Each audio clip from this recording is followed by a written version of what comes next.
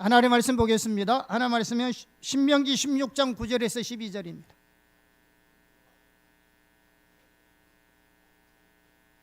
신명기 16장 9절에서 12절 같이 합독하겠습니다. 7주를 셀지니 곡식의 낯을 대는 첫날부터 7주를 세어 내 하나님 여호와 앞에 77절을 지키되 내 하나님 여호와께서 내게 복을 주신 대로 내 힘을 헤아려 자원하는 예물을 드리고 너와 네 자녀와 노비와 내 성중에 있는 레위인과 및 너희 중에 있는 객과 고아와 과부가 함께 내 하나님 여호와께서 자기의 이름을 두시려고 택하신 곳에서 내 하나님 여호와 앞에서 절구할지니라. 너는 애굽에서 종되었던 것을 기억하고 이 규례를 지켜 행할지니라. 아멘. 오늘은 좀 맥주절과 복음에 대해서 같이 한번 살펴보도록 하겠습니다. 우리가 잘 알다시피 구약의 3대 절기는 유월절, 또 맥주절, 장막절, 수장절 이렇게 있습니다. 그래서 맥주절은 보리와 밑 출수 직후에 거행되는 하나의 수확을 끝낸 기쁨 속에서 하나님께 감사하면서 드리는 축제입니다. 그래서 유월절 직후 첫 안식일 그 다음 날인 초실절 절기 후 50일째 되는 날로 77절 또는 맥주절을 지켰습니다. 그래서 우리가 지금 말하고 있는 이런 맥주절은 세 가지 이름이 있어요. 하나는 초실절, 하나는 77절, 혹은 맥주절, 혹은 오순절, 이렇게 다양하게 표현되고 있는데, 그런데 그렇게 하는 이유가 있습니다. 그 이유 속에는 하나님의 놀라운 복음들이 함께 담겨져 있습니다. 그래서 오늘은 그런 부분들을 좀 살펴보기 원합니다. 자, 첫째, 초실절의 의미입니다. 자, 초실절은 이스라엘 백성들이 출애굽 후에 약속의 땅 가나안에 입성하여서 농사를 지은 후에 이스라엘 백성들이 출애굽 날을 기념하여 지키는 유월절이 지난 두 번째 날에 지킵니다. 그러니까 유월절을 언제 지키냐 그러면 원래 유대인들은 저녁이 하루잖아요. 그러니까 유월절은 목요일 저녁부터 금요일 6시부터 금요일 6시까지가 이게 유월절이고, 그리고 금요일 저녁 6시부터 토요일 저녁 6시까지가 안식일, 이렇게 되는. 그런데 그 초실절을 언제 지키냐 그러면 이 유월절 그 다음 이튿날, 그러니까 안식일을 지난 그 다음 날이 초실절이 지켰습니다. 그래서 이날은 그의 난 첫 보리수확, 그러니까 초실절은 첫 보리수확 할 때입니다. 보리수확 할 때 첫 단을 하나님께 드리는 절기가 초실절입니다. 이 초실절은 히브리어로 욤 하비쿠림이라고 부릅니다. 욤 하비쿠림. 이 비쿠림은요, 오기로 한 약속이라는 의미를 가지고 있습니다. 그리고 이 단의 어기는 베코르인데요, 첫 태생을 의미합니다. 그래서 이렇게 볼 때 초실절은 오기로 한 약속 혹은 첫 태생, 첫 열매의 의미를 가지고 있습니다. 따라서 이 초실절은 잠자는 자들의 첫 열매가 되신 예수님의 부활을 예표하고 있습니다. 그런데 이거는 단순하게 그런 예표가 아니라 실제로 예수님이 오셔서 유월절 어린 양으로 속죄의 제물이 되시고 3일 만에 부활하신 날이 초실절 날입니다. 그래서 성경은 예수님의 부활 사건을 첫 열매라고 말씀하고 있는 것입니다. 자, 고린도서 15장 19절에서 23절입니다. 같이 합독하겠습니다. 만일 그리스도 안에서 우리가 바라는 것이 다만 이 세상의 삶뿐이면 모든 사람 가운데 우리가 더욱 불쌍한 자니라. 그러나 이제 그리스도께서 죽은 자 가운데서 다시 살아나사 잠자는 자들의 첫 열매가 되셨도다. 사망이 한 사람으로 말미암았으니 죽은 자의 부활도 한 사람으로 말미암는도다. 아담 안에서 모든 사람이 죽은 것 같이 그리스도 안에서 모든 사람이 삶을 얻으리라. 그러나 각각 자기 차례대로 되리니 먼저는 첫 열매인 그리스도요, 다음에는 그가 강림하실 때에 그리스도에게 속한 자요. 자, 이렇게 예수님은 실제로 이스라엘 백성들이 첫 열매를 하나님께 드렸던 그날 실제로 부활하신 겁니다. 유대인의 절기 때 신약성경 읽으면 그랬습니다. 그러면 예수님이 부활의 철매가 되었다는 말이 무슨 말인가? 자, 우리는 이 철매의 의미가 뭡니까? 왜 하나님께서 첫 이삭의 단을 드리라 했을까요? 첫 열매는 어떤 의미가 있습니까? 이 첫 열매를 드림으로 모든 것이 하나님의 것이라는 믿음의 고백이 있잖아요. 우리가 11조를 왜 드립니까? 11조는 모든 것이 하나님의 것이라는 믿음의 고백이 11조의 의미잖아요. 어떤 목사님이 말하듯이 11조는 이스라엘 백성들 내는 세금이 아니고, 이거는 모든 것이 하나님이 주신 모든 것 중에서 11조를 드림으로 이 모든 것은 하나님의 것이고 하나님이 주신 것입니다. 이 믿음의 고백으로 드리는 거예요. 아주 유명한 목사님이 그런 말 하더라고요. 구약의 11조는 이스라엘 백성들의 세금이라고.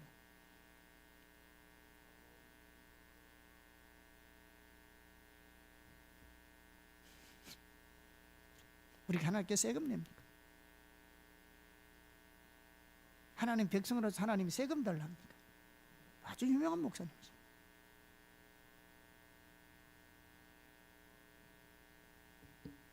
어떻든 그게 중요한 게 아니라, 이게 첫 열매를 드리면 하나님 뭐 한다고요? 모든 것이 하나님의 소유라는 것을 고백하는 것과 마찬가지로 예수님이 부활의 첫 열매가 되셨다는 말은 죽은 자들 가운데 첫 번째로 부활하시기 때문에 예수 믿는 모든 사람들도 뭐 한다? 함께 부활한다는 의미입니다. 아멘. 성경은 예수님이 교회의 머리요 그의 백성은 몸이기 때문에 머리가 부활하신즉 몸도 몸된 교회도 부활한다고 성경은 말씀하고 있습니다. 자, 그런 의미에서 그리스도의 부활은 성도의 부활에 대한 서약이자 보증입니다. 그래서 예수님이 부활하셨기 때문에 믿는 우리도 반드시 만다 부활합니다. 그리고 이 사건의 확실한 보증으로 하나님께서 뭘 주셨냐? 성령을 우리에게 주신 겁니다. 그러므로 우리는 이 땅에서 육신대로 살지 않고 주를 위해서 사는 겁니다. 이 땅에서 세상 사람들처럼 마음대로 육신을 살고 싶지만 우리가 그렇게 살지 않는 이유가 뭐냐? 우리에게는 부활이 있기 때문에 그렇습니다. 자, 성경을 보겠습니다. 고린도전서 15장 32절에서 34절입니다. 같이 합독하겠습니다. 내가 사람의 방법으로 에베소에서 맹수와 더불어 싸웠다면 내게 무슨 유익이 있으리요? 죽은 자가 다시 살아나지 못한다면 내일 죽을 터이니 먹고 마시자 하리라. 속지 말라. 악한 동무들은 선한 행실을 더럽히나니 깨어 의를 행하고 죄를 짓지 말라. 하나님을 알지 못하는 자가 있기로 내가 내일을 부끄럽게 하기 위하여 말하노라. 여러분, 만약 우리가 사는 게 없으면 내일 죽을 텐데, 죽고 나면 끝날 텐데 그냥 먹고 마시고 즐기고 놀고 그렇게 살 텐데 우리가 그렇게 살지 않는 이유가 어디 있느냐? 우리에게는 부활이 있다는 겁니다. 그래서 바울이 39절에서 44절에 이렇게 말합니다. 시작. 39절 시작. 육체는 다 같은 육체가 아니니 하나는 사람의 육체요 하나는 짐승의 육체요 하나는 새의 육체요 하나는 물고기의 육체라. 하늘에 속한 형체가 있고 땅에 속한 형체도 있으나 하늘에 속한 것의 영광이 따로 있고 땅에 속한 것의 영광이 따로 있으니 해의 영광이 다르고 달의 영광이 다르며 별의 영광도 다른데 별과 별의 영광이 다르도다. 죽은 자의 부활도 그와 같으니 썩을 것으로 신고 썩지 아니할 것으로 다시 살아나며 욕된 것으로 신고 영광스러운 것으로 다시 살아나며 약한 것으로 신고 강한 것으로 다시 살아나며 육의 몸으로 신고 신령한 몸으로 다시 살아나나니 육의 몸이 있은즉 또 영의 몸도 있느니라. 육신의 몸이 있으면 영의 몸도 있다는 겁니다. 영의 광채가 있는데 해의 영광이 따로 있고 달의 영광이 따로 있고 별의 영광이 따로 있는데 별도 별과 별의 영광이 다르다는 거예요. 이와 같이 우리가 하나님 앞에 설 때는 각자가 다른 하나님의 영광의 광채 안에서 세워지는 겁니다. 그게 어디서 결정되느냐? 이 땅에서 우리의 삶을 통해서 나타나는 거예요. 그래서 마지막 구절에 이렇게 말하고 있는 겁니다. 58절에 한번 볼게요. 시작. 그러므로 내 사랑하는 형제들아 견실하며 흔들리지 말고 항상 주의 일에 더욱 힘쓰는 자들이 되라. 이는 너희 수고가 주 안에서 헛되지 않는 줄 알미니라.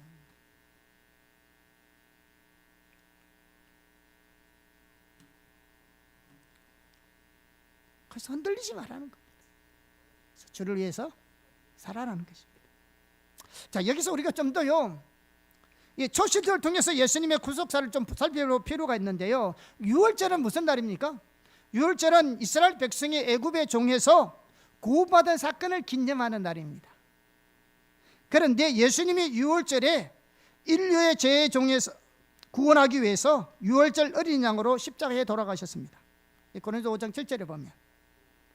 그런데 초실절이 언제라 했습니까? 초실절은 유월절이 지난 두 번째 날, 첫 안식일 이튿날에 지켰습니다. 그리고 이스라엘에서 난 첫 열매를 하나님께 드린 절기가 초실절입니다. 그런데 이 초실절을 그리스도가 부활의 첫 열매로 이 땅에 오실 것에 대한 예표로 주신 절기입니다.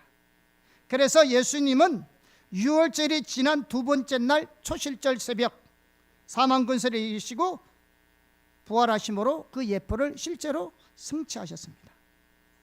그래서 우리가 신약 성경에 보면 예수님이 부활하신 날을 안식 후 첫날 새벽 이렇게 말합니다. 안식 후 첫날 새벽. 이 날이 무슨 날이냐? 초실절 날이었습니다. 실제로 예수님이 유월절 만찬을 하셨잖아요. 이렇게 우리가 지금 하는 성찬식 실제로 하시고 예수님이 죽으셨다가 부활하신 날이 실제로 이스라엘 절긴 날 초실절 날이었습니다.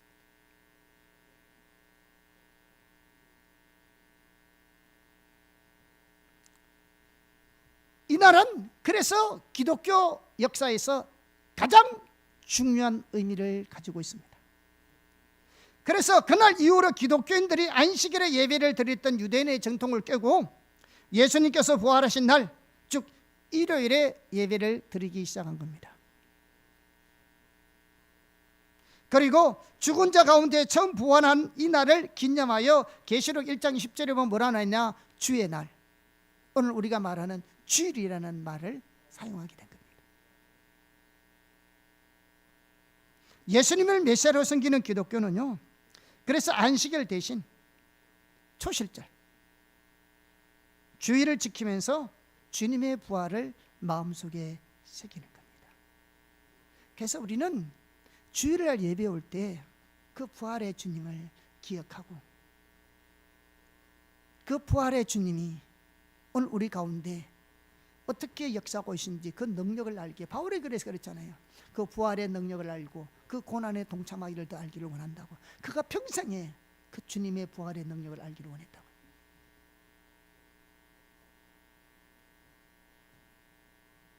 오늘 우리의 신앙이 주일날 시간대로 오는 게 아니고,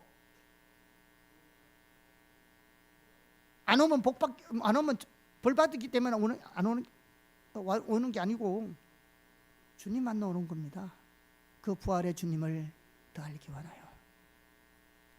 그 고난의 주님의 고난에 동참하는 것이 어떤 것인지 더 알기 원하여, 그 하나님을 더 알기 원하여 우리가 예배하러 오는 겁니다.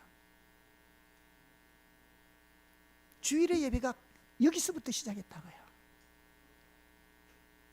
우리가 지키는 이 맥주절, 초실절, 우리가 알고 있는 이 부활절, 그러니까 우리는 매주일이 부활절이에요. 매주일이 부활절이라고요.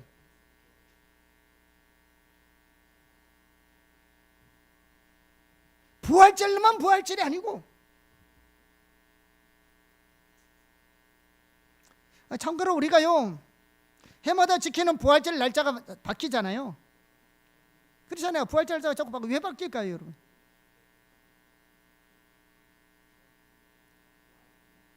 예, 왜 자꾸 부활절 날짜가 바뀌냐고. 우린 뭐 예를 들면 우리가 뭐 맥주 감사주는 우리나라에서는 뭐 7월 첫째 주, 뭐 추수 감사주는 뭐 10월 뭐 우리가 뭐 10월 달 셋째 주에 지납니까? 11월 달에 지납니까? 그건 정해졌잖아요. 그런데 왜 부활절은 자꾸 날짜가 바뀌나요? 부활절의 기준이 뭔지 아세요? 예수님이 언제 부활했다고요? 초실절 날 부활했잖아요. 그러니까 절기를 초실절로 맞춰야 되잖아요. 이 초실절로 맞추려면, 이 초실절이 되려면요 6월절,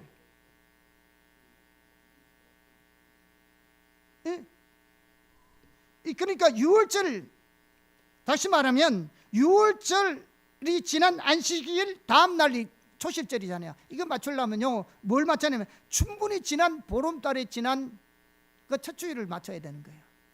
그래야 이게 초실절을 맞출 수 있는 거예요. 충분히 지난 후 첫 보름달이 뜰 때가 되어야 6월절을 통해서 그 다음 이튿날 초실절로 부활절을 맞추는 겁니다. 그래서 부활절 절기가 자꾸 바뀌는 거예요.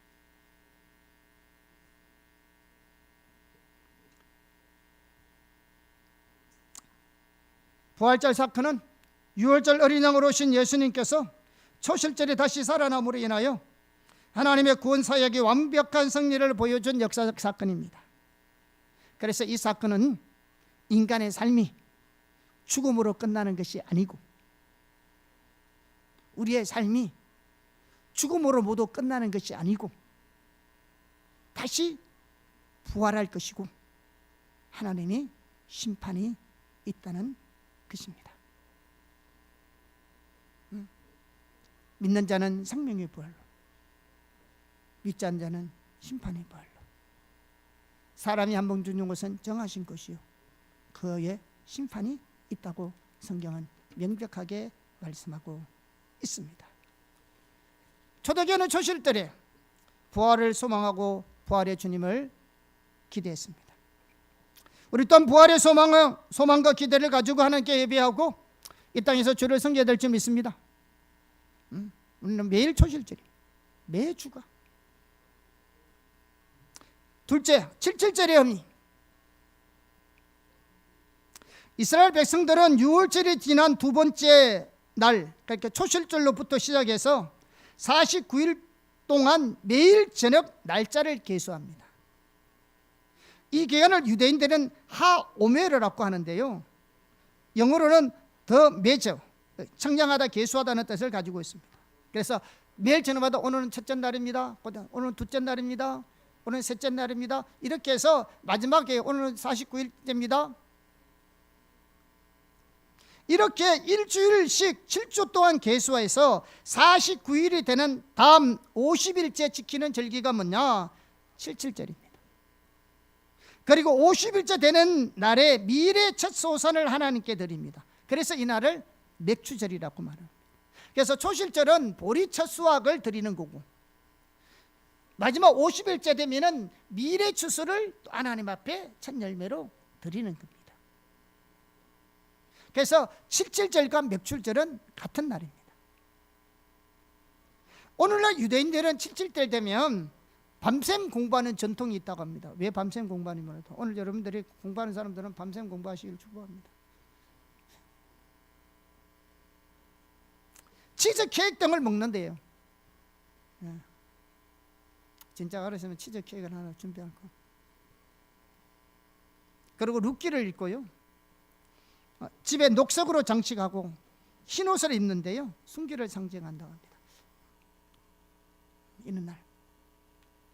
자, 그러면 성경에는 7.7절을 어떻게 지키라고 했을까요? 오늘 본문의 말씀을 다시 한번 볼까요? 같이 읽어보겠습니다. 시작.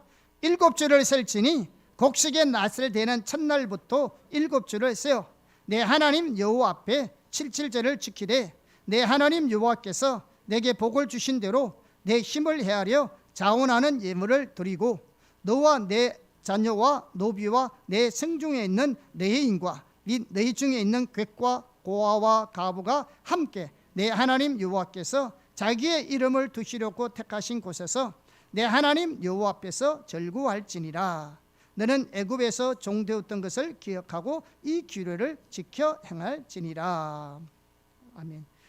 자, 맥추절의 의의는요, 이스라엘 백성이 애굽에서 종살이하면서 아들이 나오면 죽어했던 그 시절, 그리고 430년 동안 우고와 고욕을 당했던 그 시절 속에서 하나님께서 놀라운 능력과 기적의 역사를 출애굽시켜서, 그래서 광야 40년의 세월을 거치고 요단을 건너서 가나안 땅에 왔는데, 이 맥추절을 통해서 뭡니까?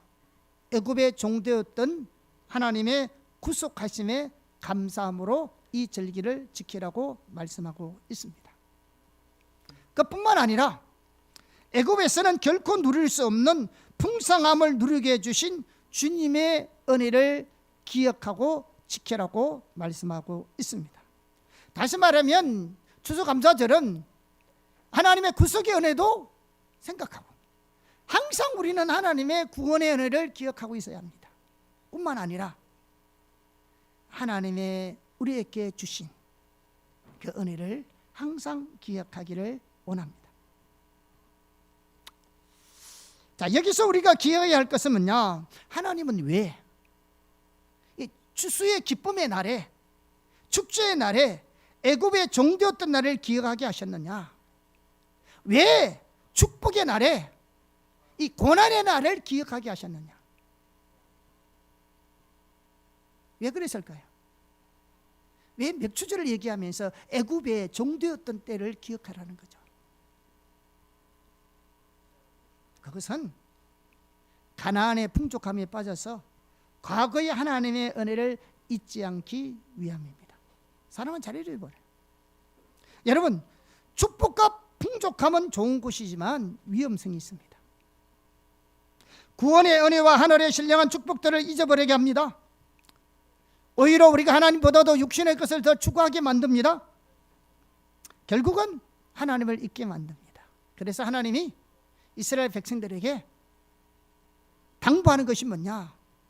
너희들이 가나안 땅에 가면 너희가 수고하지 않고 너희가 집을 짓지 않고 너희가 우물을 파지 않는 것을 먹고 마실 텐데, 근데 내가 염려하는 것은 그로 인하여 그것이 네 능력으로 되었다 할까 싶어서 두려운 거고, 하나님을 잊어버릴까 봐 하나님은 두려워한다는 거죠.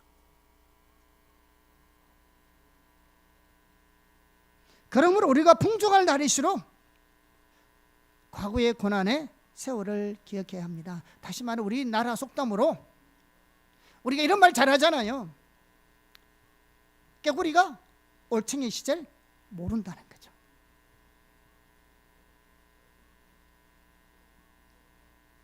우리의 삶에서 역경과 시련을 견디기가 힘들 때 있습니다. 힘들죠, 역경과 시련을. 그러나 역경을 견디기보다는 형통함을 견디는 것이 훨씬 더 어렵습니다. 우리가 그 상황에 안 처해봐서 그렇지. 우리는 성공하고 출세하면 다 된 줄 생각합니다. 하나님을 위해서 뭐든지 할 수 있다고 생각합니다. 아닙니다. 성공과 출세를 했을 때요, 신앙적으로 우리가 준비되고 훈련되지 않는다면 성공과 출세가 도리어 우리를 교만하게 만들고 하나님을 잊어버리게 만듭니다. 사도시대 위에 가장 영향력 있고 가장 유능한 설교자로 평가받았던 우리가 스폴전 목사님은 이렇게 말했습니다. 여러분, 스폴전 목사님은 대형교회 목사님들이 예전에는요 설교 그대로 뺏겨서 설교한 목사님도 많이 있습니다. 그걸 설교집을 낸 경우도 있습니다. 그만큼 훌륭하신 목사님이십니다. 사실은 옛날에 우리가 많이 영어로 번역되기 전이었으니까 그 정도로 탁월한 설교가 중에 한 분이 스폰전 목사님이십니다. 자, 그분이 이렇게 말합니다. 번창하는 것은 위험한 일이다. 차라리 그리스도인에게는 역경의 도가니가 번창의 도가니보다 훨씬 덜 심각한 시련이다. 풍족하면 하나님을 잊기 쉽다. 세상 것으로 만족하면 천국 없어도 만족스러워한다. 실로 배고프게 지내는 법을 알기보다는 풍족하게 지내는 법을 알기가 더 어렵다. 하나님을 잊으려는 교만한 인간의 본성은 너무나 강력하다. 고난 힘들어요. 가난도 힘들고요. 그런데 그보다 더 어려운 것이 뭐냐? 풍족함입니다. 10대 때 찰스 스폰전 목사님의 설교를 듣고 회심한 성경학자가 있습니다. 그분이 오스왈드 챔버스입니다. 그분도 이렇게 동일한 말을 했습니다. 갑자기 높아지면 교만과 타락으로 이끌리는 경우가 많다. 가장 견디기 힘든 시험은 형통합니다. 여러분, 그래서 우리가 훈련되고 연단되어져야 하는 거죠. 그러면 그리스도인들은 성공하고 출세하면 안 되는가? 그 말을 하는 것이 아닙니다. 우리는 성공하고 출세하더라도 그것을 하나님의 선물로 봐야 합니다. 자신의 모든 성공을 자신의 성취로 볼 것이 아니고 하나님의 선물로 보는 법을 반드시 배워야 합니다. 신명기 8장 18절을 한번 보겠습니다. 같이 읽어보겠습니다. 내 하나님 여호와를 기억하라. 그가 내게 재물을 얻을 능력을 주셨습니다. 이같이 하심은 내 조상들에게 맹세하신 언약을 오늘과 같이 이루려 하심이니라. 여러분, 하나님이 우리에게 그런 능력을 주셨대요. 여러분, 모든 사람이 재물을 얻을 능력을 가진 사람이 아닙니다. 그런데 하나님께서 어떤 특별한 사람에게는 이런 능력을 주십니다. 만약에 내가 심신이 건강하다면, 만일 내가 남들이 주지 않는 그 기회의 땅에서 살고 있다면, 만일 남들이 가지 않는 좋은 교육을 받고 남들이 가지 않는 좋은 기회를 얻었다면 하나님께 감사하고 그만해야 될 이유가 없습니다. 그리고 그 모든 것은 하나님이 선물로 받았기 때문에, 물론 우리 나름대로는 열심히 노력하고 수고하고 이랬을지는 몰라도 그 모든 것조차도 하나님의 은혜의 선물이기 때문에 하나님의 선물임을 기억해야 합니다. 이걸 기억해야 돼요. 우리가 이 가치관 속에 있어야 돼요. 그리고 그 하나님이 자신을 축복하신 까닭을 기억해야 합니다. 왜 내게 특별한 그런 은혜와 선물을 주셨는가? 왜 남들이 갖지 않는 특별한 하나님의 은혜를 내게 부어주셨느냐? 그런 기회를 주셨냐? 그걸 기억해야 합니다. 하나님이 다윗과 함께 하심으로 다윗이 점점 강성해 갔습니다. 그 뒤에 다윗 왕의 태도에 대한 중요한 내용이 나옵니다. 역대상 14장 2절입니다. 한번 볼까요? 같이 보겠습니다. 다윗이 여호와께서 자기를 이스라엘의 왕으로 삼으신 줄을 깨달았으니 이는 그의 백성 이스라엘을 위하여 그의 나라가 높이 들림을 받았음을 알미였더라. 무슨 말인지 아세요? 일찍부터 다윗 왕은 하나님이 그를 축복하신 까닭을 알았습니다. 그를 왕으로 세우신 하나님의 뜻을 깨달았다는 말입니다. 그게 뭐냐? 그것은 자신을 위한 것이 아니고 자신의 유익함을 위한 것이 아니라 이스라엘을 위함임을 이해했습니다. 우리는 하나님이 각자의 유익만을 위해서 우리를 축복하지 않는다는 사실을 항상 기억해야 합니다. 하나님 우리를 부르신 까닭은 하나님의 나라의 일과 다른 사람을 축복하고 섬기라고 주셨습니다. 오늘 성경 본문에서도 그랬잖아요. 내가 힘을 다하여 장원에서 하나님께 예물을 드리되 너의 가족뿐만 아니라 너 성중에 있는 모든 이웃을 초청해서 함께 기뻐하고 즐거워하라 했잖아요. 맥주절의 진정한 의미가 뭔지 아세요? 하나님이 내게 주신 은혜를 기억할 뿐만 아니라 우리가 이웃을 섬길 수 있음을 감사하는 절기가 맥주절이에요. 내만 잘 먹고 잘 살 수 있도록 베풀어 주신 은혜를 기억하는 날만 아니라 이웃을 위해 베풀 수 있음에 감사하는 날이 맥주절입니다. 하나님이 베풀어 주신 그 은혜를 인하여 내가 남들을, 다른 사람을 하나님의 나를 위해서 섬길 수 있음에 감사하는 겁니다. 우리는 받은 것만이 감사하는 것이 아니에요. 받은 것을 섬기고 나눌 줄 아는 것에도 감사할 줄 아는, 하나님은 우리를 여기까지 가는 거예요. 여기까지 가는 거예요. 왜? 하나님이 내 혼자 잘 먹고 잘 살았고 축복해 주시는 것이 아니니까요.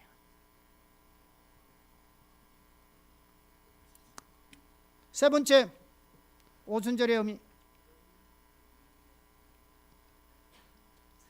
유월절이 지난 두 번째 날, 그러니까 초실절부터 시작해서 50일째 되는 날을 구약 성경은 칠칠절 혹은 맥주절이라고 표현합니다. 그런데 신약 요한서는 이 50일째 되는 날에 지켰다 해서 오순절이라고 말합니다.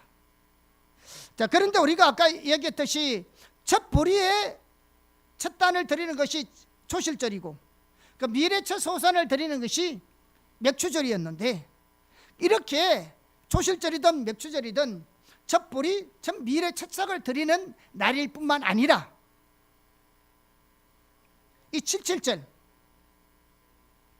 이 오순절에 오늘날 유대인들은 출애굽 50일에 신화 사건이 일어났다고 생각해서 십계명과 율법을 수여받은 날로 지키고 있습니다.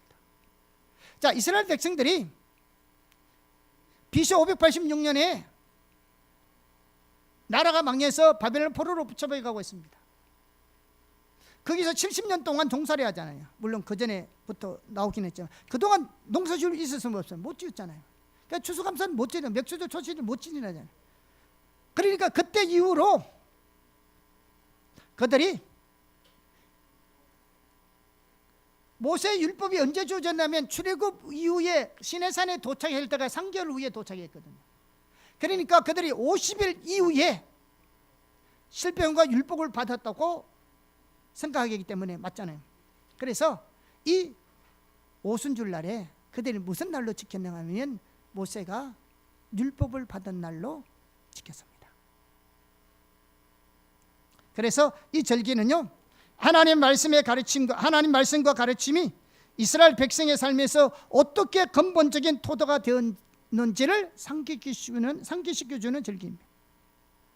그런데 예수님 이후 신약 성경의 칠칠절이 바뀌어서 오순절로 정착되었습니다. 자, 신약의 칠칠절 오순절은 성령이 강림하신 날입니다. 자, 성령이 강림한 날이 교회의 시작입니다. 자, 사도행전 2장 1절에서 4절입니다. 같이 보겠습니다. 자, 시작.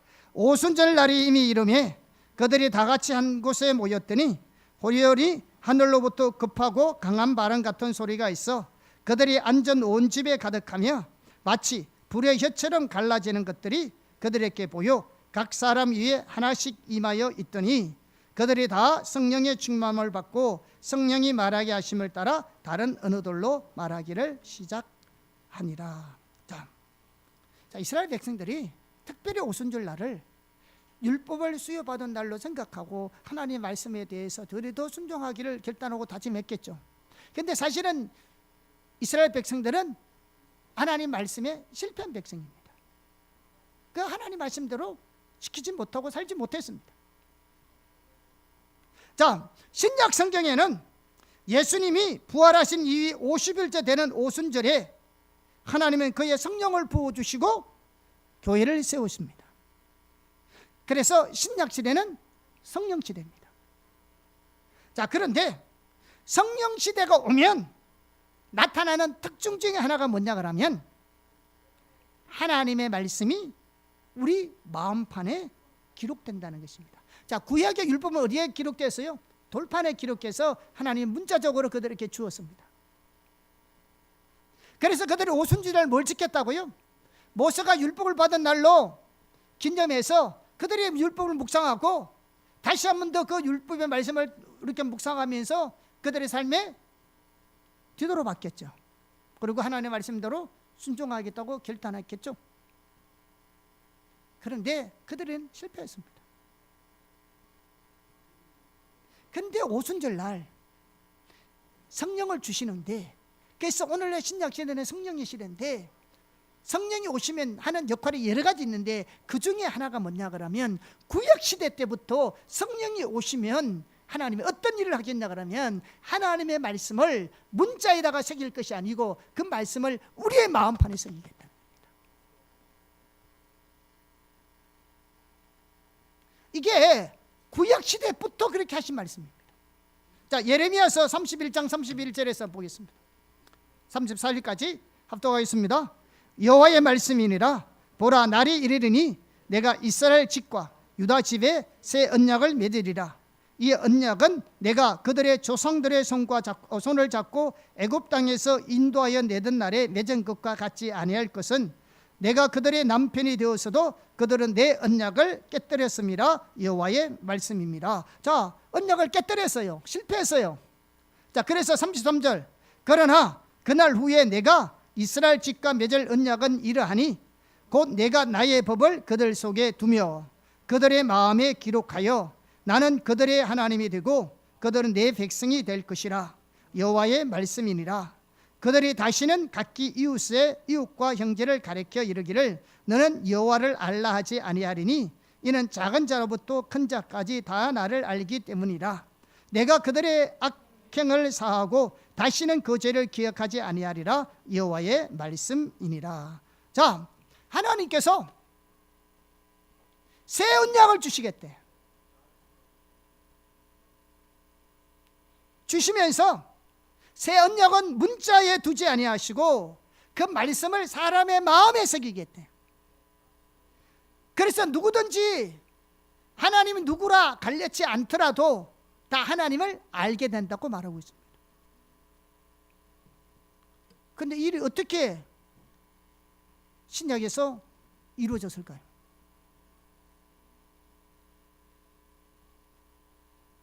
자, 마음판이 어떻게 새긴다고요? 하나님 우리 마음판에다가 율법을 새겨요?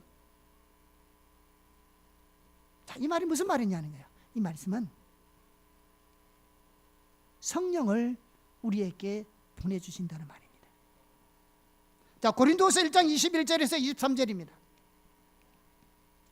같이 합독하겠습니다. 시작. 우리를 너희와 함께 그리스도 안에서 굳건하게 하시고 우리에게 기름을 부으신 이는 하나님이시니 그것 또한 우리에게 인치시고 보종으로 우리 마음에 성령을 주셨느니라.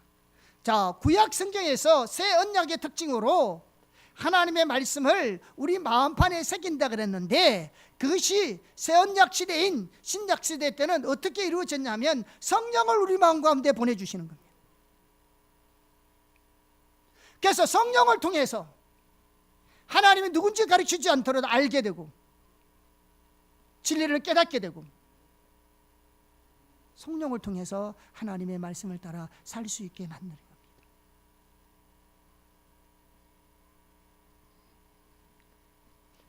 에스겔서 11장 19절에서 20절에 봐도요, 이 점을 명확하게 얘기하고 있습니다. 같이 읽어볼까요? 내가 그들에게 한 마음을 주고 그 속에 새 영을 주며 그 몸에서 돌 같은 마음을 제거하고 살처럼 부드러운 마음을 주어 내 율례를 따르며 내 규례를 지켜 행하게 하리니 그들은 내 백성이 되고 나는 그들의 하나님이 되리라. 아멘. 성령을 주셔서 성령을 통하여 하나님을 더 알게 하고 하나님의 말씀을 법을 따라 살아가게 만든다는 겁니다.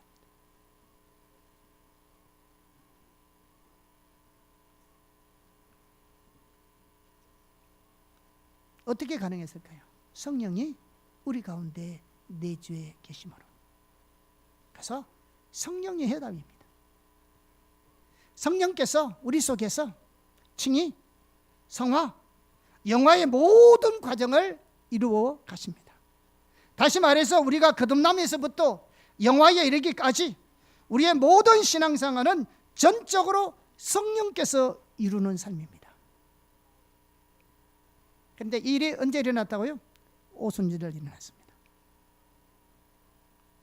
성령 없이는 하나님을 알 수 없고 하나님의 말씀을 깨닫고 지킬 수도 없습니다. 따라서 우리가 오순절을 통해서 배울 수 있는 한 가지가 뭐냐?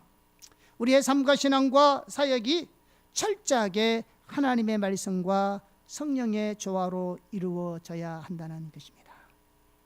우리의 신앙은 말씀과 성령이 조화를 이루어야 합니다.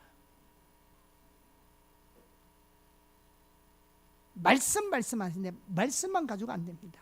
성령이 함께해야 말씀이 성취될 수 있습니다. 그게 오순절날 성령을 보내신 이유 중에 하나라고요. 우리의 신앙은 말씀과 성령의 조화가 필수입니다.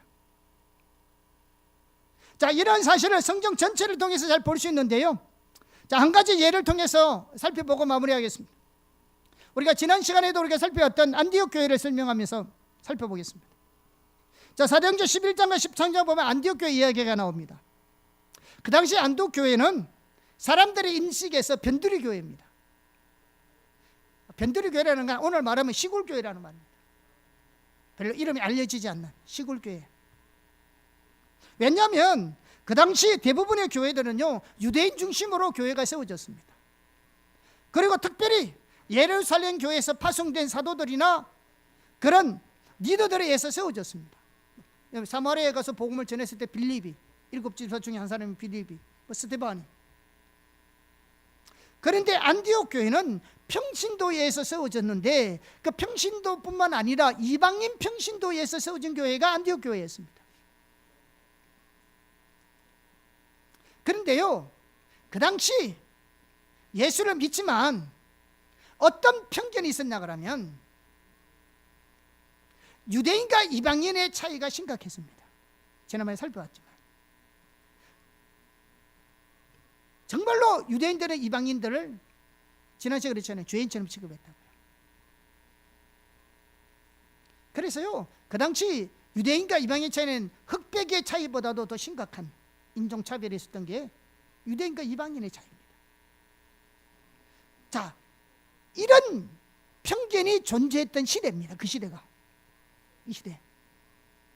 이런 인식 속에서 이방인으로부터 세워진 이방인 중심인 안디옥 교회는 사람들의 관점에 봤을 때는 뭐다?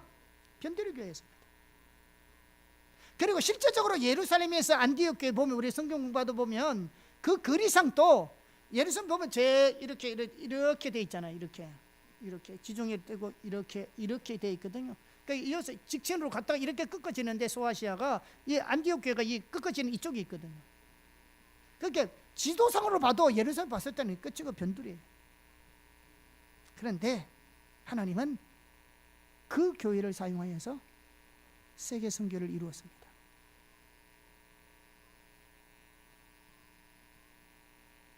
아무도 알아주지 않았던, 아무도 주목하지 않았던, 이걸 보면요, 하나님은 약한 자를 택하여 강한 자를 부끄러우겠다는 말씀이 맞는 거죠.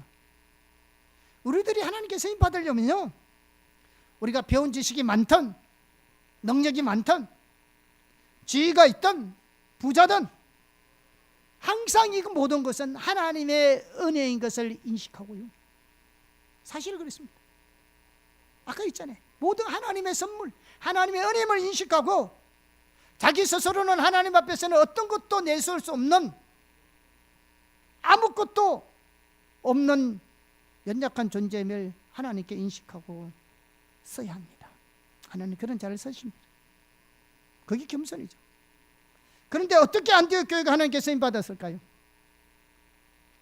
정확하게 안디옥 교회는 말씀과 성령의 조화를 이루는 교회였습니다. 하나님은 그 변두리 교회를 사용할 때 그 교회를 철저하게 말씀과 성령의 조화로운 교회로 세워서 하나님 일을 하게 하셨습니다. 먼저 사도행전 11장에 보면요, 안디옥 교회가 어떻게 태동한 것인가에 대해서 말씀하고 있습니다. 우리가 지난 시간에 살폈으니까 간단하게 얘기하고 넘어가겠습니다. 어떻게 세워졌다고요? 이방인에서 교회가 세워졌어요. 그래서 예루살렘 교회에서 그 소리를 듣고 누구를 파송했습니까? 바나바를 파송했습니다. 그렇죠? 그래서 바나바가 보니까 뭘 봤어요? 바나바가 하나님의 은혜가 함께한 것을 봤습니다. 이 말은 하나님의 은혜가 교회를 세웠다는 말입니다. 여러분, 교회를 세우거나 사람을 세우는 일은 하나님의 일입니다. 아멘. 하나님의 은혜로 하는 겁니다. 그러면서 사도행전 11장 23절에 이렇게 말합니다. 같이 볼까요? 시작. 그가 이르러 하나님의 은혜를 보고 기뻐하여 모든 사람에게 굳건한 마음으로 주와 함께 머물러 있으라 권하니. 이렇게 안디옥 교회는 하나님의 은혜가 함께 하고 있었습니다. 그리고 성경에 보면 바나바는 성령과 믿음이 충만한 사람이었다고 말하고 있습니다. 그러면서 많은 사람들이 회개하고 돌아오기 시작했습니다. 자, 이때 바나바가 생각한 사람이 있었습니다. 그 사람이 누구냐? 사울이었습니다. 다시 말하면 우리가 잘 아는 바울이었습니다. 그 당시 바울은 어디에 있었느냐?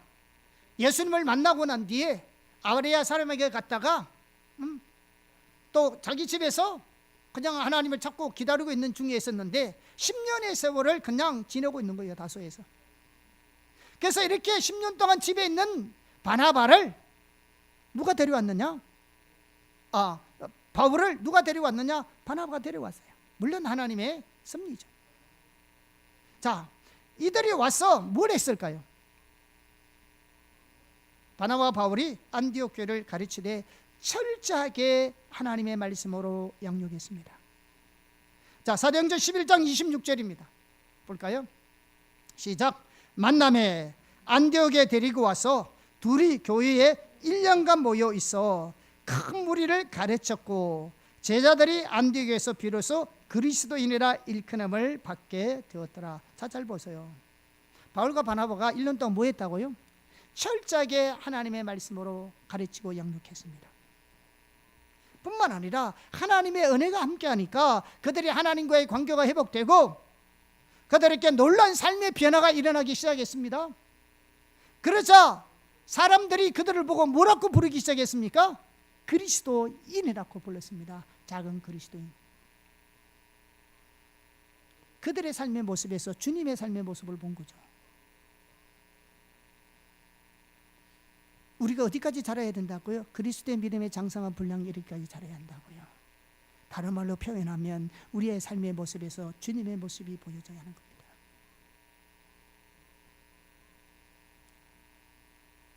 우리의 삶의 모습에서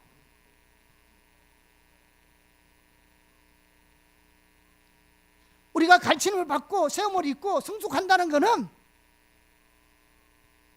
우리의 삶에서 주님의 모습을 발견할 수 있어야 한다. 내 모습이 아닌, 그것도 내가 기준이 아니고 믿는 우리의 모습이 아니라 세상 사람들이 그렇게 봤다는 겁니다. 자기들이 모여서 자기들이 은혜 받고 자기들이 훈련받아서 자기들이 성숙했다고 자기들이 말하면서 야, 우리 너무 예수님 닮아서 이렇게 우리끼리 말한 것이 아니고 세상 사람이 그들의 삶을 보고 예수님 닮았다고 얘기한 거요.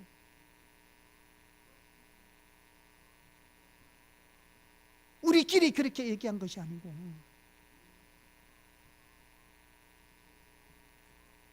그리스도의 이름은 세상 사람들이 붙여준 이름이에요. 우리가 우리끼리 자아자찬한 것이 아니고. 근데 오늘날 세상이 안 믿는 사람이 여러분 자신, 우리 자신을 어떻게 보고 있습니까? 맨날 우리끼리 말고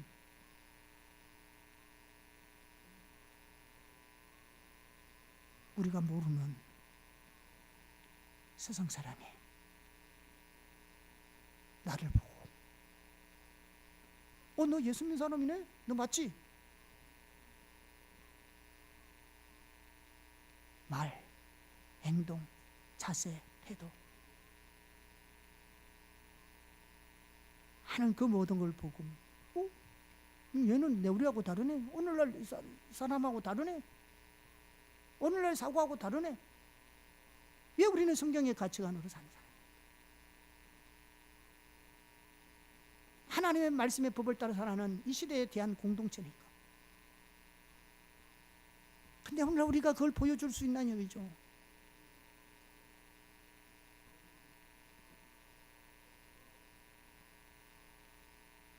그렇게 제자 훈련 많이 하고, 그렇게 성경 공부 많이 하고,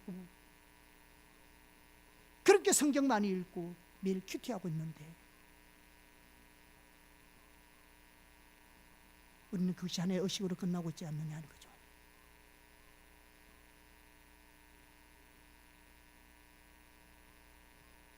큐티 안 하면 밥 먹고 양치하는 것처럼 찝찝해서 큐티합니까?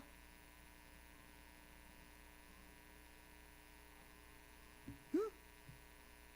뭔가 그라도 한 거 해야 뭘 한 것 것처럼 느껴지는 겁니까? 정말로 거짓을 알고 올라서 그분의 인도를 구하고 그 말씀 앞에 내 자신을 다시 한번 점검하고, 그래서 그 하나님의 말씀을 내 양식같이 여겨서 매일의 삶을 묵상하고 큐티하느냐 그죠? 그거는 나를 모르는 사람이, 세상 사람이 나를 보고 그리스도인이라 말할 수 있어야 합니다. 그런 그 소리를 세상 사람부터 들은 겁니다. 그러니까 성숙한 거죠. 철저하게 말씀 앞에 서는 거죠. 그런데 안디옥 교회 이야기는 여기서 끝나는 게 아닙니다. 안디옥 교회가 이처럼 철저하게 말씀의 토대 위에 하나님의 은혜가 함께함으로 그들의 삶이 놀랍게 변화가면서 세상 사람들이 그들을 보고 그리스도인이라고 칭찬할 만큼 놀라운 역사가 일어났다 할지라도 말씀만 있었다면 세계 선교는 가능하지 않았습니다. 말씀만 있다면 하나님의 계획이 이루어지지 않았습니다. 말씀만 있었다면요, 바나바와 바울을 선교사로 파송하지 않았을 것입니다. 그런데 그들에게는 말씀만 있었는 것이 아니고 뭐가 함께 있었다? 성령이 함께 계셨습니다. 어디에 그게 나옵니까? 사도행전 13장에 나옵니다. 자, 13장 1절을 보겠습니다. 같이 읽어보겠습니다. 시작. 안디옥 교회에 선지자들과 교사들이 있으니 곧 바나바와 니게르라 하는 시몬과 구레네 사람 누기오와 분봉한 헤롯의 젖동생 마나엔과 및 사울이라. 자, 여기 보면 안디옥 교회는 두 부류의 리더들이 있었습니다. 하나는 누가 있었다고요? 선지자 그룹이 있었고, 하나는 뭐냐? 교사가 있었습니다. 교사는 어떤 사람입니까? 하나님 말씀을 대변하는 사람입니다. 하나님 말씀을 잘 양육하고 가르쳤던 사람입니다. 선지자는 어떤 부류의 사람입니까? 하나님의 음성 듣는 사람들입니다.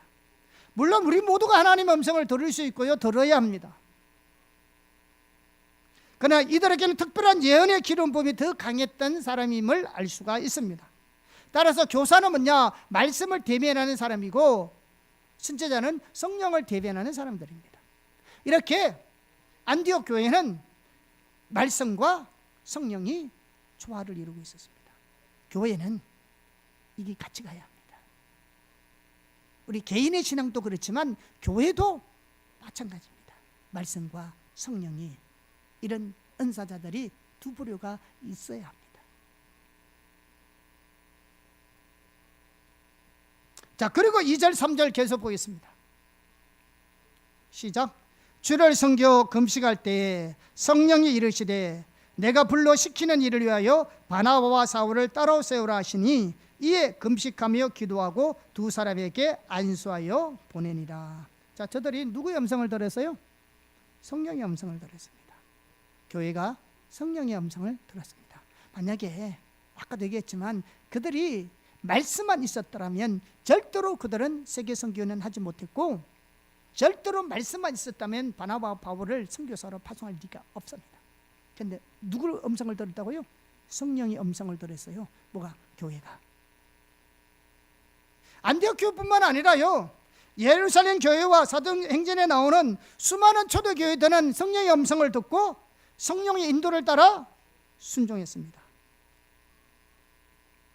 다시 말하면 실질적으로 교회를 누가 인도하고 운영해 갔냐? 성령이 하셨습니다. 교회 주인은 누굽니까? 하나님. 교회는 누가 인도해 가야 합니까? 하나님. 교회 비전은 누가 주십니까? 하나님. 우리가 세운 것이 비전이 아니에요. 우리가 세운 계획이 목표가 아니라니까 하나님으로 도와야 돼요. 교회 비전도 하나님으로 도와야 돼요. 사역도 하나님으로 도와야 돼요. 근데 이게 가능하려면 성령의 음성을 들어야죠. 성령이 음성을 듣는다는 건 달리 없어요. 하나님의 음성 듣는 거예요. 성령도 하나님인데. 성령의 음성을 들으니까 사람들이 이상하게 생각하는 게 왜 그렇게 성령이 하나님이요. 예수님 음성 듣는다는 말이나 성령 음성 듣는다는 말이나 하나님의 음성 듣는다는 말이 같은 말이에요. 성경에 따로 표현되어 있어서 따로 말할 뿐이지 다 하나님의 음성 듣는 거예요. 근데 오늘 우리 현실이 어떻습니까? 성령 없어도 교회 운동도 잘 되고 선교도 잘 되고 하나님이 일하는데도 아무런 문제가 없습니다. 이론적으로는 압니다. 성령이 운행해야 된다는 거. 그런데 실질적으로 그렇게 안 합니다. 그렇게 안 하는 것을 정상으로 생각합니다. 그런데 안디옥 교회는 하나님의 음성을 들었습니다. 성령의 음성을 들었습니다. 만약에 저들이 성령의 음성을 듣거나 성령의 인도하심을 받지 않았더라면 바나바와 바울을 따로 세울 리가 없습니다. 왜? 한참 그들을 통해서 교회가 부흥되고 성도들이 믿음 안에서 잘 세워져 가고 있고, 또 이들의 위치가 어떻습니까? 아까 직분에 여러 명 나왔지만 그 중에서 바나바와 바울은 뭡니까? 그 교회에 있어서도 핵심이잖아요. 어떻게 보면 공동 단임 목사 수준이에요. 같이 목회하고 있는데 그 두 사람을 보내겠어요, 여러분? 오늘날 어느 교회라도 선교사로 핵심 멤버 보낼 리가 없습니다. 성령의 음성을 듣지 않았더라면.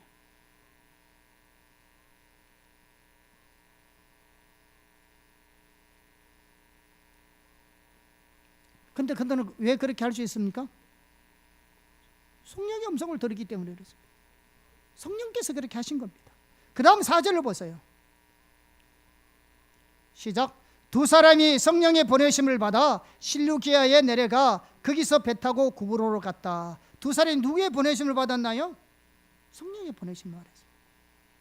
이처럼 이들은 처음 가게 된 것부터 성령께서 구체적으로 인도하셨을 뿐만 아니라 그들이 성령의 명령에 따라 순종했고, 또 그렇게 성령의 명령을 따라 순종했기 때문에 그들이 가는 곳마다 성령이 강력하게 뒷받침해서 세계 선교를 이루어낸 겁니다.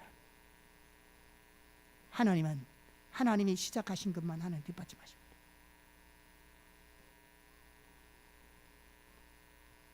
하나님은 하나님이 하신 일은, 시작하신 일은 하나님이 확실하게 뒷받침하십니다. 하나님께서 우리 마음 가운데 소원을 주신 그 소원은 하나님이 이루시잖아요. 왜? 그분을 끌어왔기 때문에. 이와 같이 성령과 말씀과 성령의 조화가 없었더라면 안디옥 교회를 통한 초대교회 시대에 전 세계에 복음화는 가능하지 않았습니다. 말씀이 중요합니다. 말씀의 중요성은 아무리 강조해도 지나침이 없습니다. 우리의 신앙은 철저하게 하나님 말씀의 기준 가운데 세워져야 합니다. 그럼에도 불구하고 하나님 말씀만으로는 불충분합니다. 성령이 함께 가야 합니다.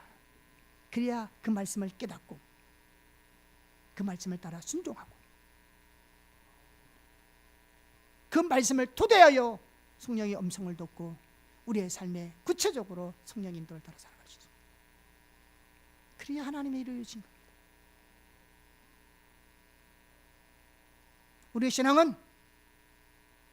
우리의 신앙은 처음부터 끝까지 모든 면에서 말씀과 성령의 조화가 이루어져야 합니다. 그걸 오순절부터 우리에게 가르쳐 주신 겁니다. 맥추절 날 성령이 임하심으로 그걸 우리에게 가르쳐 준 겁니다.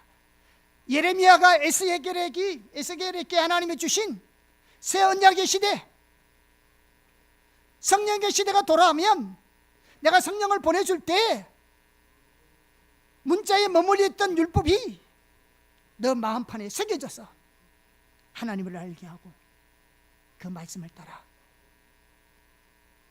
살아가게 만들겠다는 겁니다. 그 일이 맥추절로 이루어진 거예요. 성령을 보내주심으로. 아멘. 그래서 성령으로 말미암아 우리는 진리를 따라 살아갈 수 있고 그 말씀을 토대로 하나님의 음성을 듣고 하나님의 길을 따라 헌신하고 순종하고 섬기며 살아가는 겁니다. 오늘 우리가 맥추절을 맞이해서 복음적인 요소들을 살펴봤습니다. 초실절은 예수님의 부활을 예표했는데 실제로 예수님이 이 땅에 오셔서 유월절 어린 양으로 십자가에서 죽으시고 그 다음날 무교절날 안식일날 쉬시고 그 다음날 초신날 첫 열매를 드리는 그날 부활의 첫 열매로 예수님이 부활하신 날입니다. 그게 초실절로 이루어진 일이고요. 하나님의 맥추절을 통해서 꼭 우리에게 기억하기를 원하시는 것은 뭐냐? 7절을 통해서 하나님이 주신 은혜를 기억하여 하나님께 감사할 뿐만 아니라 그 모든 은혜를 인하여 우리가 이웃을 섬길 수 있음에도 감사하는 날이 맥추절입니다. 그뿐만 아니라 이 오순절날 구약의 유대인들은 율법을 받은 날로 기억하고 율법을 되새김하고 다시 다짐하는 날이었지만 그들은 결국 실패한 민족이었습니다. 그런데 오순절날 하나님의 성령을 보내주심으로 그 율법을 문자나 돌에 새기지 아니하시고 우리 마음판에 새겨서 성령을 통해서 하나님을 알게 하고 진리를 깨닫고 하나님 말씀을 따라 살아갈 수 있도록 그리고 그 말씀을 토대에 따라 하나님 음성을 듣고 사역하고 신앙생활하고 하나님의 길을 따라 행할 수 있도록 하셨습니다. 그러므로 맥추절이 무슨 구약의 절기다, 오늘날 우리는 보리 추수하고 상관없다 이런 얘기하면 안 되는 겁니다. 그날에 행하신 하나님의 구속의 역사를 오늘날 우리는 기억해야 될 줄 믿습니다. 아멘. 그래서 우리는 매주일 올 때마다 주님의 부활절을 생각하고 주님 앞에 와서 예배하고 날마다 우리에게 부활의 은혜가 넘치기를 그 생명과 능력이 넘치기를 주님의 이름으로 축복합니다. 아멘. 네, 기도하겠습니다.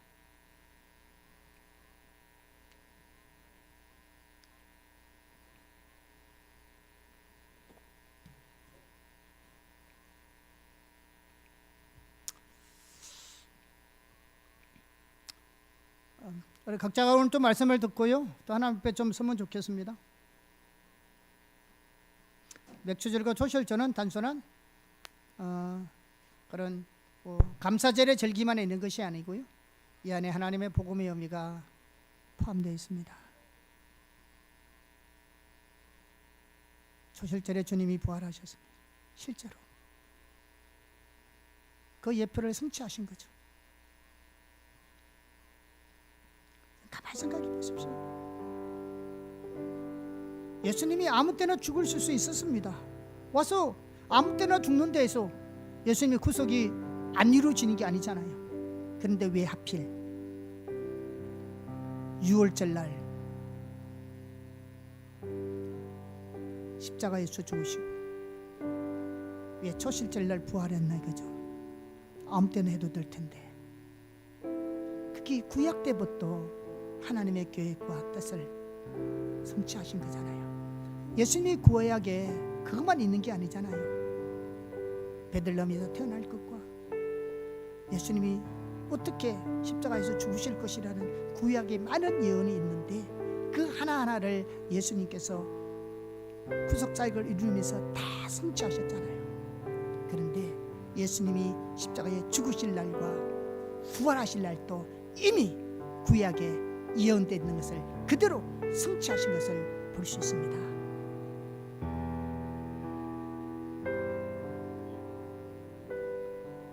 하나님은 하나님 말씀대로 이루어 가시는 분입니다.